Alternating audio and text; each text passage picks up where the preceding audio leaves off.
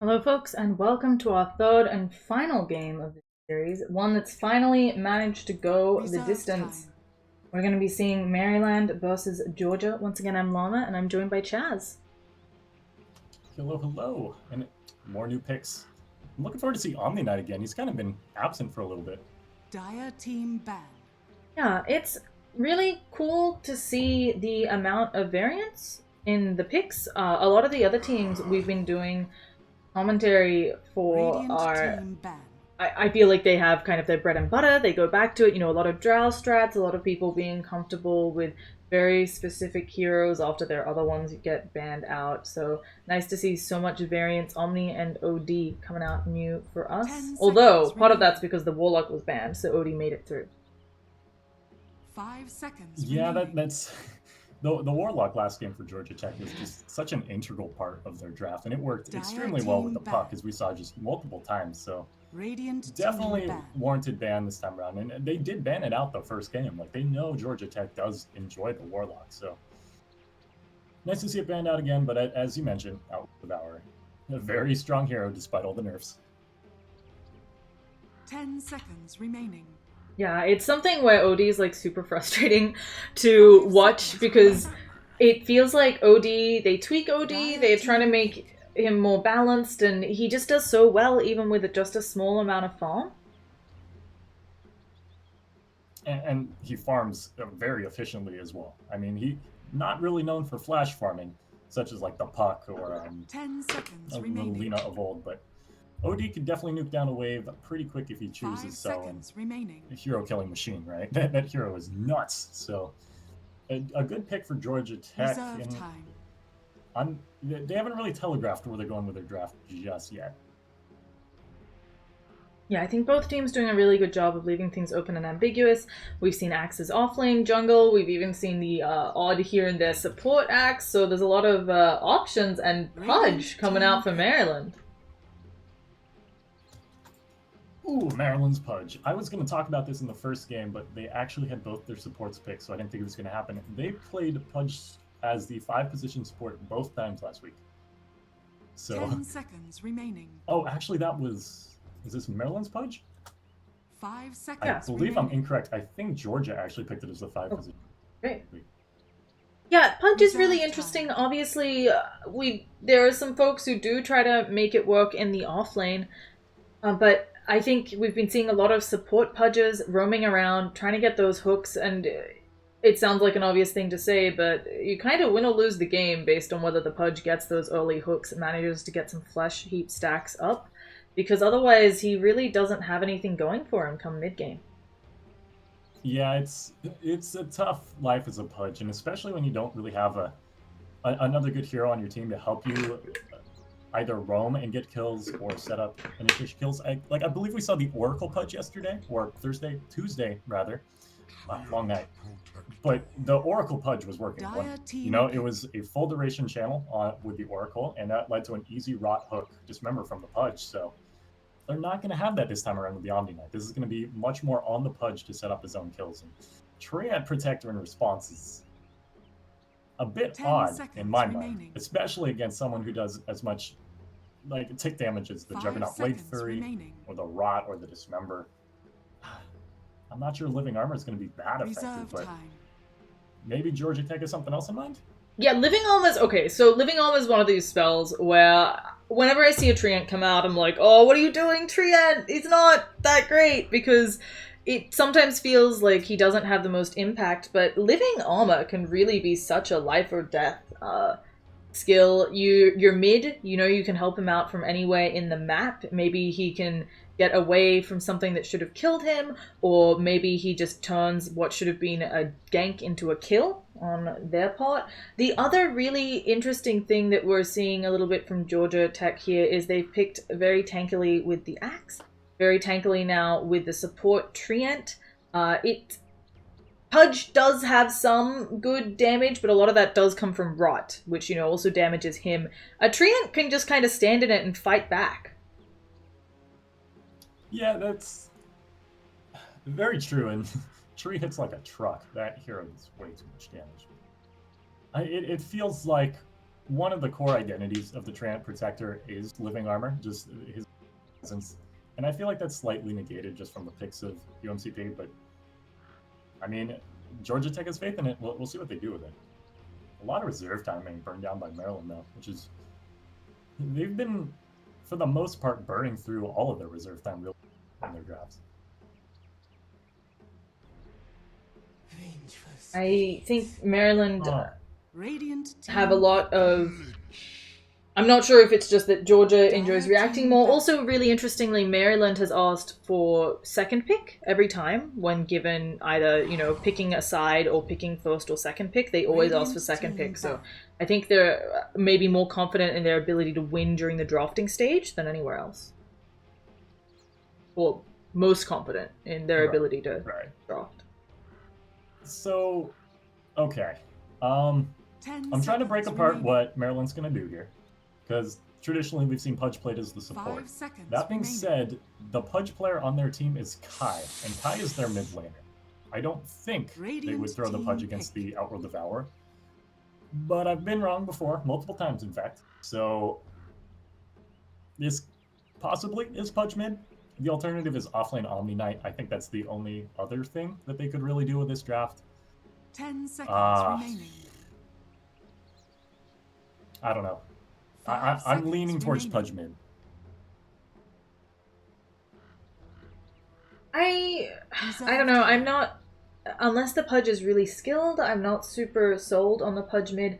And I think especially considering that Kai has generally been losing this mid to game is hard, I don't know whether drafting yourself something that's really hard to get done well like the Pudge, and especially Pudge into OD is very difficult. I don't know if that's the play here when you're already having a bit of trouble.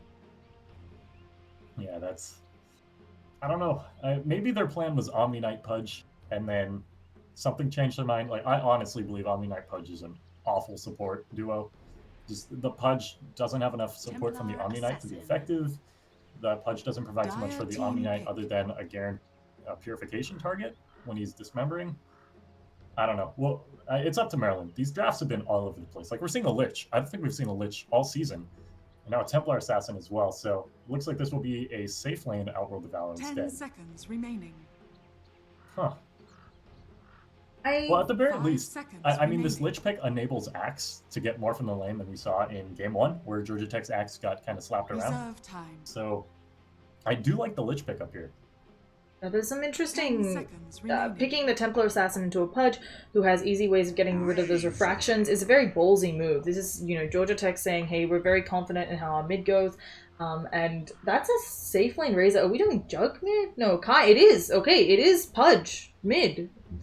Or are we switching roles? Let's see. It might be Razor mid, and they just have decided that switching roles is the play here. Prepare for battle. Alrighty. Game number 3. I'm pretty stoked. I think the Axe will have a much better time this time around, and I think if the Axe gets rolling, this should be their game.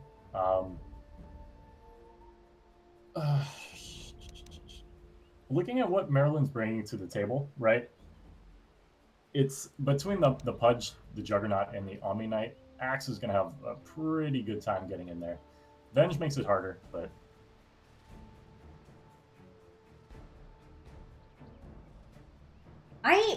Okay, so normally I would say I'm expecting the Razor to win this matchup. You have generally a good time in the Templar Assassin, even though you have to worry about the refraction charges. You just don't burn through them, you just take her damage and cause problems with last hitting, but...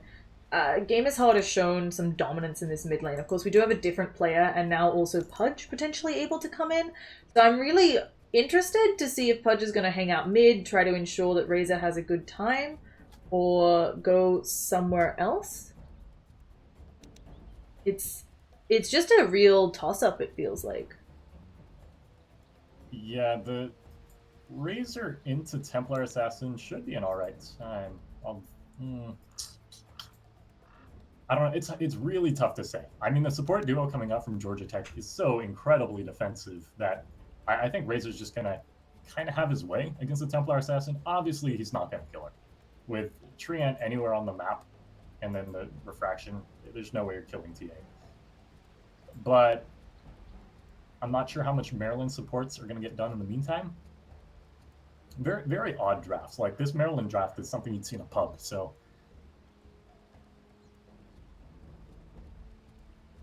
I think that. I mean, I think there's some good synergy on Maryland's draft, right? You can definitely hook one in, use that heal bomb from Omni to get stuff done. You can swap someone in and do something similar. They've got options, but it's very. I'm just worried about exactly how much impact this Pudge can have. And all of that, I could be worried for nothing, right? Could be that Pudge lands all of the hooks, but it's hard to hook anyone when there's an OD on the team. It's hard to hook anyone. You know, refractions gives you extra life. The living armor gives you extra chances of life. It's just difficult. And well, we'll have to see if Maryland's up to the task. yeah, I mean, last game obviously was a slight misstep from them, right? It's the PA didn't pan out in just the right amount of time. And Georgia Tech did very well while team fighting. And actually, this might be a kill. Yeah, we're gonna see a missed hook, so Leadentoke able to get on out. 30 seconds to battle. And that will put this Pudge behind. But it's starting hook on the Pudge is far from ideal. Ideally, you start Rot and just run someone down, especially in this lane. Look at this lane. Between the Juggernaut, the Vengeful Spirit, and then the slow from Rot, that would be an assured kill. But now starting hook, they kind of just gimp themselves for what appeared to be an easy kill, although... On the upside, yeah, I was gonna say, they have the ward there, so there goes the spin, but as you talked about, without something like Rot, he's gonna have to land this hook. Leadentoke dodges the hook again, and is gonna be just fine, and you already mentioned it, but using the early hook, using the early spin, it's not the best outcome for Maryland. Yeah, this lane just gave too much to Axe all of a sudden. And as soon as Lich comes up here, which I'm assuming he's gonna head up there after blocking this. Yeah. Now Axe gets at least some XP from each wave. Especially for this first one, because he knows that the kill threat's gone. Pudge is still regenning mana. It looks like he has enough now if he wanted to do something. But... And I really like what Game is Hard has done here. He's decided to go in the mid lane just for boots first. So that's one definite way of dealing with Razor. Taking a look at top lane, yeah, it's going to be hard to maybe get all the farm that they want on you of Maryland because of the Lich denying creeps. I think it's interesting too because Wanab's been playing support for this Maryland squad for the past few games. It's been Kai in the mid lane, but I guess when you have a dedicated Pudge player, and Pudge is a good pick, wow, Razor actually just got all the damage there. Are you saying about Pudge?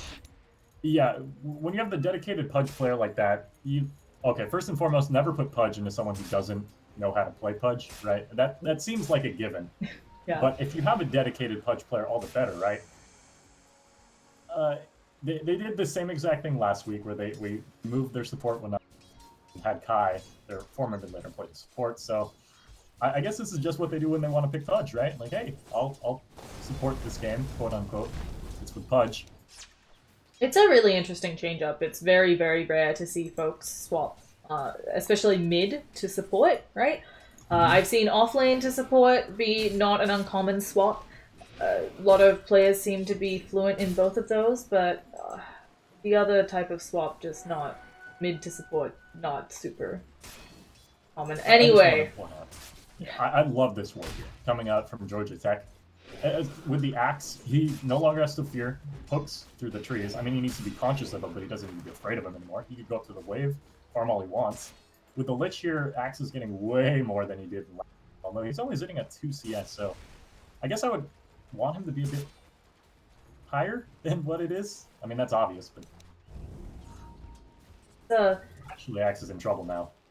Yeah. Speaking of, yeah, he is going to be our first blood. And the other concerning thing that I wanted to point out on bottom is despite this being a tri-lane up top, Omni is getting experience just fine in the bottom lane.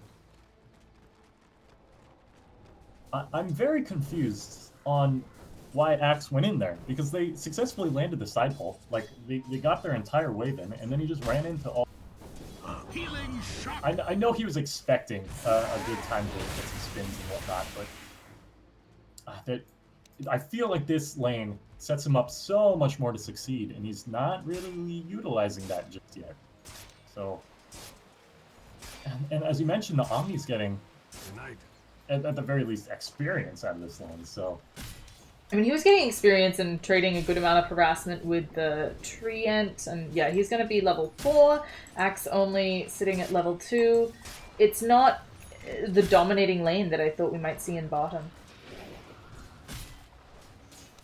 And yeah, Treant Outworld Devour doesn't bring too much kill pressure. That's kind of rough. So Omni really, what are they going to do? Run at him and then use Purification and he's A-okay. He should be fine. Yeah, I think that it's gone well for Maryland. These lanes do seem to be advantageous for them.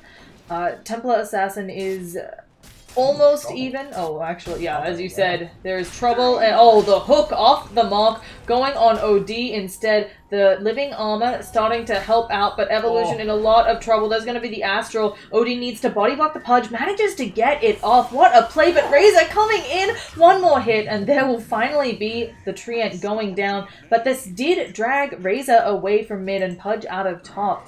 So that's some small value there. The spins going out. Can they get some more? Doesn't look like it, so Juggernaut will just take a bit of damage there. Done with it. I mean, yes, Razor was drawn from the mid lane, but getting that kill is huge, right? This is a solo Omni. Well, I guess Pudge gets rotating, but he's getting way more out of this than he should. He's going to have Guardian Angel really soon. And then what's Templar Assassin and Outworld Devour going to do? They're so reliant on auto attacks for damage that it's an uphill battle for him. Definitely. On the upside, because of that rotation, Templar Assassin has gotten her footing back in this game. I was kind of expecting to see a roaming Treant maybe going off to stack, but he is expending a lot of effort trying to keep the Omni at bay, and this also does mean that OD is getting pretty good farm as well. Yeah, OD's doing pretty well for himself, but so is the Jug. I mean, despite the Axe being up in his face for a good portion of this lane, a Losing Spoon's doing much better than he was on the Phantom Assassin last game, and he's dealing with Abaddon is a completely different story from the Axe. Oh, Pudge here. Can he land a blind hook? Maybe won't need to. OD getting slowed down there. Gonna try to walk it off, but they're gonna have to throw a slow, and actually, they managed to get everyone out okay. Oh, I thought he was going to go for the blind hook and hit So the did tree. I. Yeah. That would have been great. Doesn't quite manage to. Oh no, slows. Boots on Phantom Assassin, or Templar Assassin rather, in this lane are so good.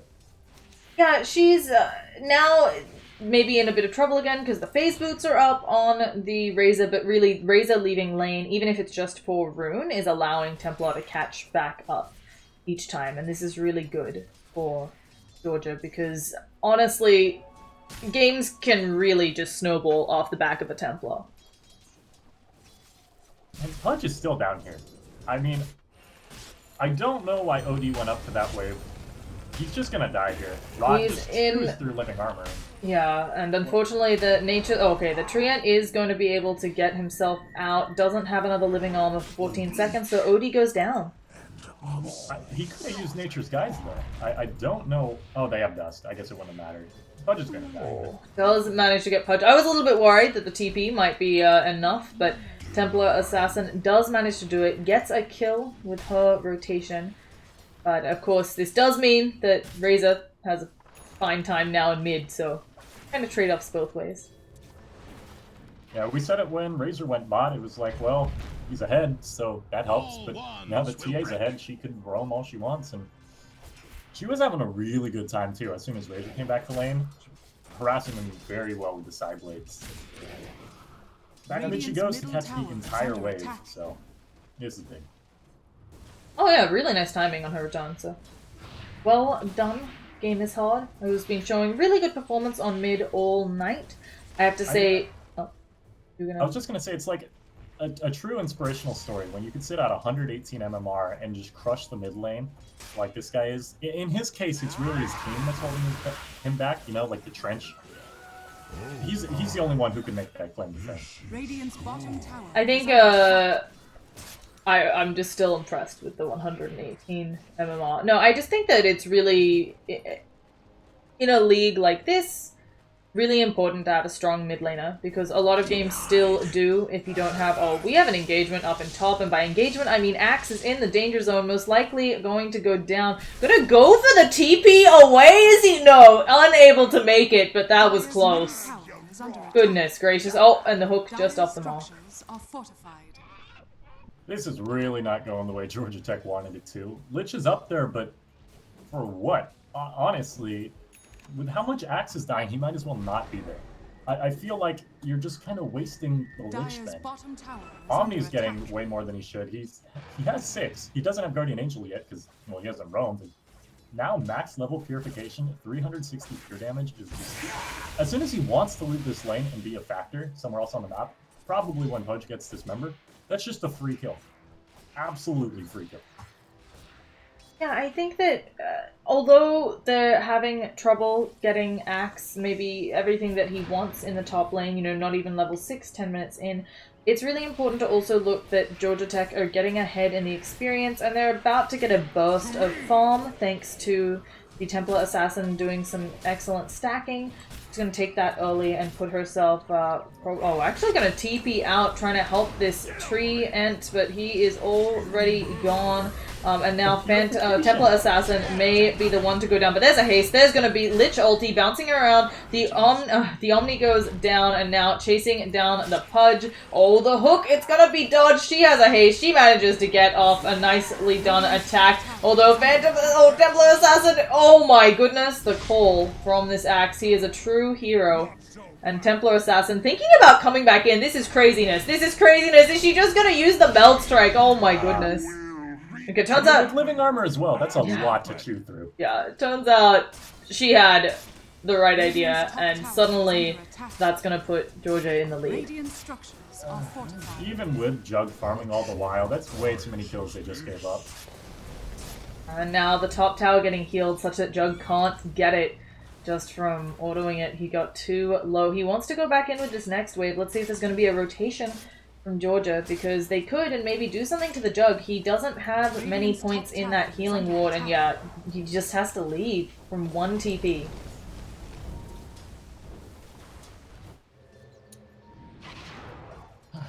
Honestly, Maryland was in such a good spot there, and that's a pretty huge gold swing. 1,500 this early in the game is really nothing to scoff at, so missteps, but I say this so often in CSL, mistakes that just compound. You make one small one and the other team gains 500 gold, but that just Radiant's repeats. middle tower is under attack. Yeah, I'm actually... Go ahead. I was going to say, I've been really impressed by the caliber of the CSL players and how good they are at capitalizing on mistakes. You definitely sometimes see teams, the other team makes a mistake and they maybe let them get away with it, but in CSL, as you said, it's like these small mistakes, people get heavily punished for them. So it's really nice to see. Also, this illusion now has no damage. Yeah. Illusions are a double-edged sword against Razor. Well, mostly a negative, Lich is just dead. Yeah, that was not the right part of town, Lich, and it looks like this will be the first tower to fall. A nice job there from Maryland, as it's always hard to push towers into living armor.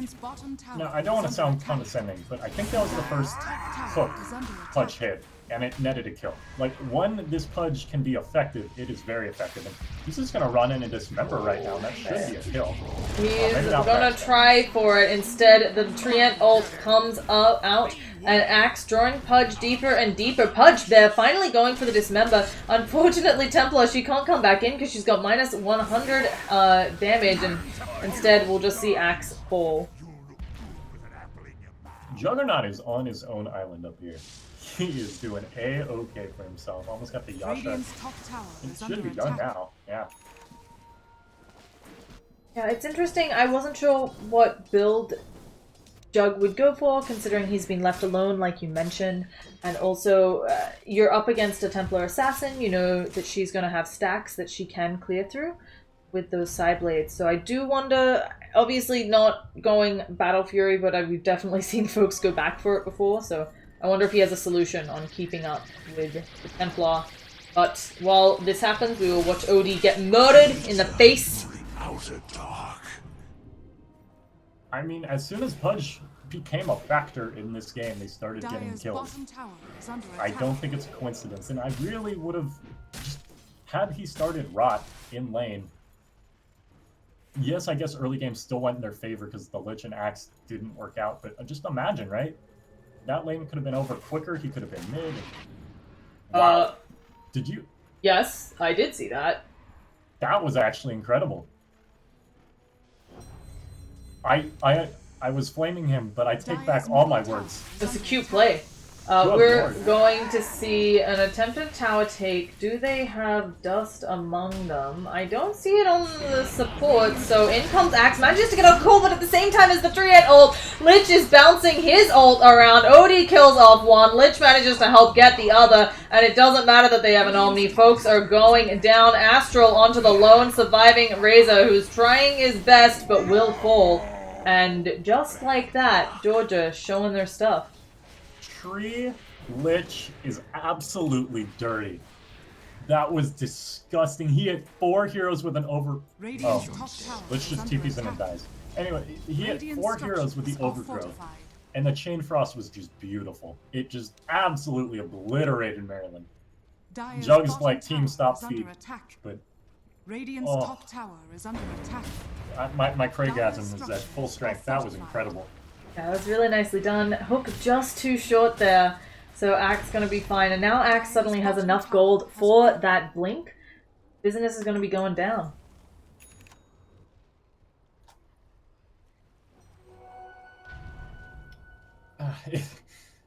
This must be a nightmare for Juggernaut. He's been alone up here for how long? It's been a while. This entire game, right? I don't think he's left top lane. He's just hit creeps. And this tower still has not gone down. Yeah, it's definitely frustrating to play into Trient and now Lich starting to put points in that Frost armor. Like, it's so hard to siege if you're Maryland. It's like Groundhog Day. Every time he goes back, he's like, I swear I did damage to this. On I the did damage to this upside, last wave. the creep equilibrium is easier to keep very since the true. tower pushes it back. Very true. So, you don't have to worry about someone, like, holding it here. But yes, I agree with you. It's frustrating because you want tower gold, and with a Jug who's been getting free farm up there, you expect that tier 1 to go down. Maybe even Jug gets a little bit confident, could go for the tier 2 since he has spin TP. Speaking of confident, Lich getting hooked. Not good. Yeah. Again, it's more a question of why are you there. I don't know why Jug went bot. This is very confusing to me given how much space he had up there. Maybe he was anticipating TA coming up? I don't know. I think that they have to, on Maryland, if they want to get these towers, they have to start going as a team. Speaking of going as a team, oh, there's gonna be the swap. Do we see a Dismember coming out? Yes, but the Axe with the call and the OD ult, it's huge. Everybody getting their heads chopped off today. Can they catch the rest of them? Another beautiful root coming out and a full team wipe for Georgia. And again, I feel like Maryland's a different team. Like, this is not the team we saw in Game 1, who had so much amazing synergy. Georgia just coming out swinging.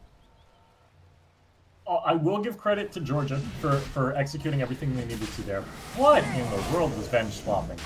That was just an odd decision to bring in the highest net worth enemy hero into the center of your team for the Axe to then follow up with his Blink Dagger. No, I don't- For ages. I believe they had not seen the blink on the Axe revealed yet. Okay. I could be wrong, but I believe they hadn't seen the Axe blink reveal. They perhaps thought they had a bit more time, given that he had such a bad laning phase. And so, swapping in the Templar, I think they were hoping to immediately... Oh, I think that smoke was just out of range of the woods, so nice job. I think they were hoping to immediately dismember. And then, it's a great play, right? Because you take out Templar Assassin very quickly, but unfortunately, Axe had the blink. Yeah, and then Axe went to town. Just And yeah, going to town again. The repel. Oh, he gets up the Omni Slash, but he's going to be very low. An auto attack, a swap attempt, but again, another route coming out of this Treant. And everything I said in the draft about Treant as a problematic hero, I was wrong. As I said, every time I see him, I think, what is this hero gonna do? Oh, a nice hook from Pudge. Will it be enough? It will be enough to save their Omni. They'll probably lose the Pudge, but Omni was the offlaner, so it's for the greater good. Yeah, That's Pudge for you. Always missing the point. I don't know what Maryland needs to Radiant's do top now, tower is because under attack. I feel that this game is firmly in the grasp of Georgia Tech. The smoke, as you mentioned, was just out of range of the ward, perfectly placed, perfectly executed. Axe died to the Pudge, so that's a bit of a bummer, but other than that, it was like flawless. We really have to...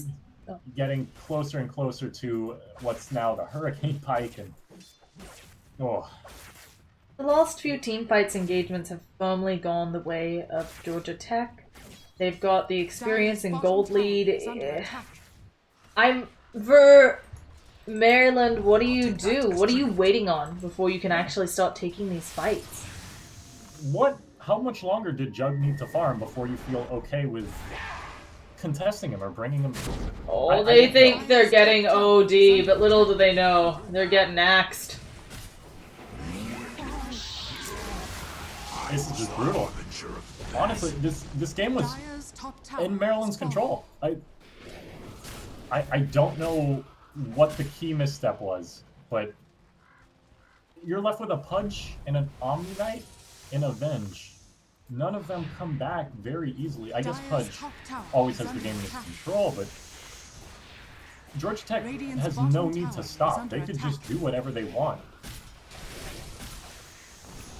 Yeah, this is what we talked about with the Templar Assassin. She just super snowballs. She's got the Blink, she's got an Aegis, she's got a Deso. They can go high ground now if they want. They have the Aegis for another 2 minutes. They can play it safe and just take the rest of the outer towers, but there's... I think that's the play.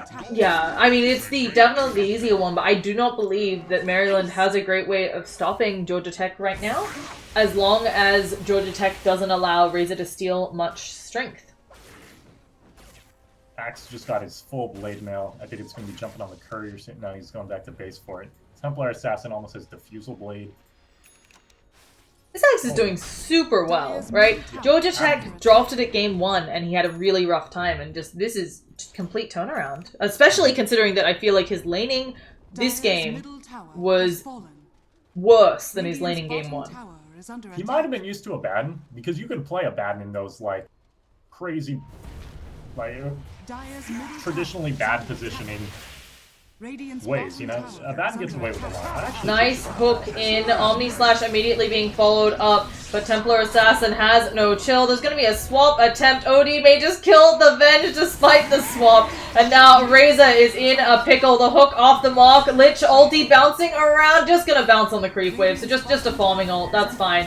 But this will easily be the tier 2, and then they can just push bottom. The hook onto Lich. Pudge doing some good work there, but he'll pay with his life. I mean, while it may appear even, the trade there, honestly, that was the first chink in the armor we've seen for Georgia Tech. A few missteps there. The tree getting hooked in and dismembered, and the Train Frost, I guess you can't really blame RNG, but really not that favorable. So that's a glimmer of hope for Maryland, right? This Georgia Tech team, they do have a commanding lead, but Maryland's not out. I think if Georgia Tech just continue to play it safe, there's not much space for Maryland to do things. Obviously, a lot of this is dependent on whether the Pudge can get amazing hooks. You know, you hook someone, you hook the OD out of position, and there's no teammates who can maybe get in close enough, but it's very difficult, and I think Maryland right now, with their 10,000 net worth deficit and experience deficit being pretty close, I think they need a mistake to come out of Georgia Tech. Right. And that kind of goes back to Pudge, right? Pudge is excellent at making mistakes. If your positioning is bad, a hook dismember just absolutely turns the tides of the fight. So they have the tools. I don't want to say Maryland's out yet. I still believe the game is firmly in Georgia's grasp. But it would be foolish to say that Maryland's out. Yeah, we're gonna see a spin coming out from Juggernaut. He knows he can't TP because of overgrowth. Radiant's top And tower is unfortunately, under attack. OD chasing him around. He's gonna try to turn for the Omni Slash. There's gonna be a nice Astral to keep him safe, and now Axe coming in, just finishing the job.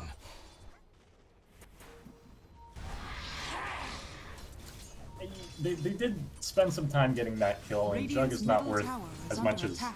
he was previously, comparatively to the top net worth guys, but I feel like... Oh gosh, this is Templar taking Assassin. away. She is going to get caught out here, and she doesn't have the Aegis anymore. This will be a huge kill. And there we go. 600 gold going the way of Maryland, and this is exactly what you talked about. You can't count them out, because Pudge gets a good hook, and a little overextension from Georgia, and they're in trouble. I don't know what her game plan was. Surely she didn't think it was a solo Vengeful Spirit, right? Because Maryland is not a bad team. Let's remind everyone watching, both of these teams are undefeated. Neither of them have dropped a single game in the best of 3. These teams are very solid, so expecting your opponent to be playing poorly really isn't a wise strategy. I think that... I think that maybe Templar expected more folks to rotate back home with since Georgia Tech was pushing, but who knows? These things happen. We get cocky when we've been on 4-1 and 14.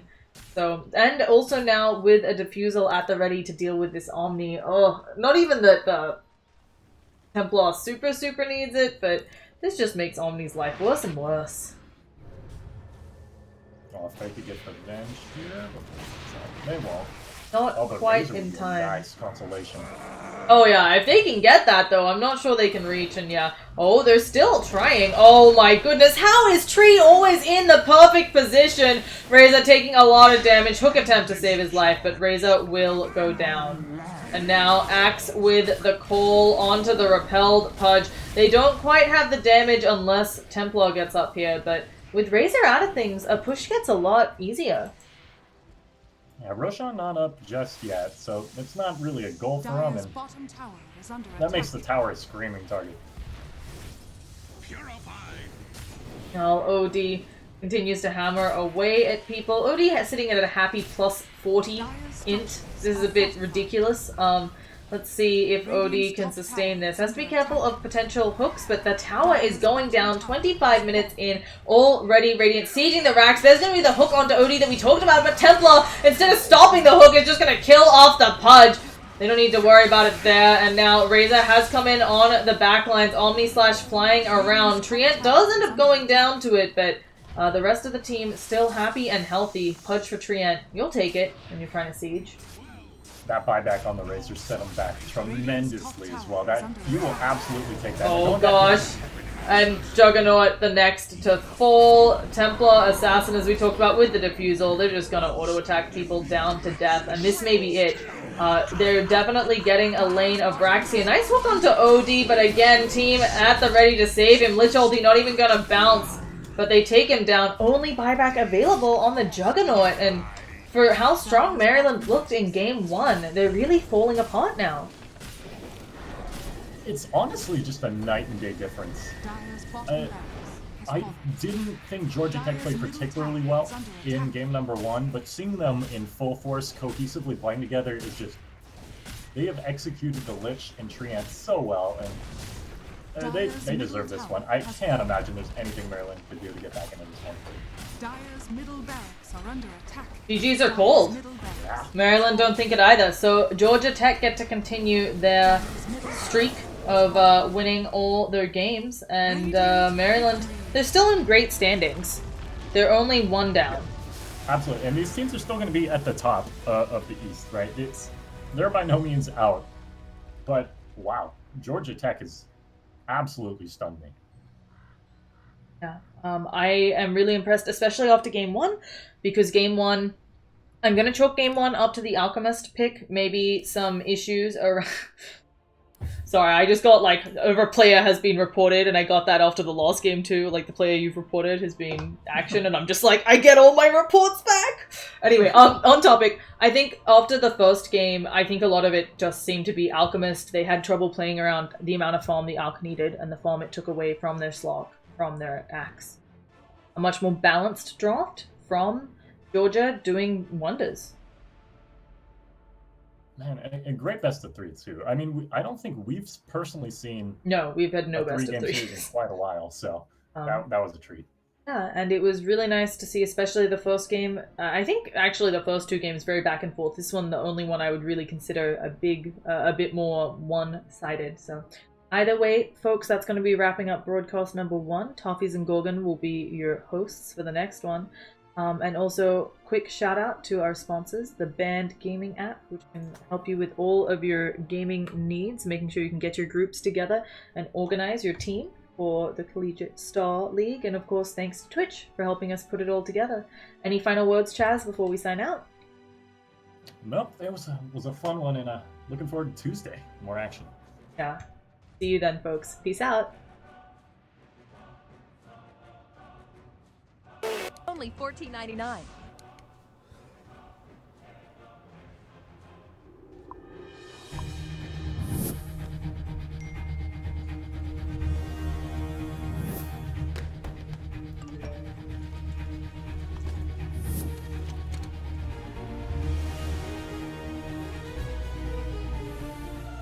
Don't miss the call. Download Band. Communication made easy.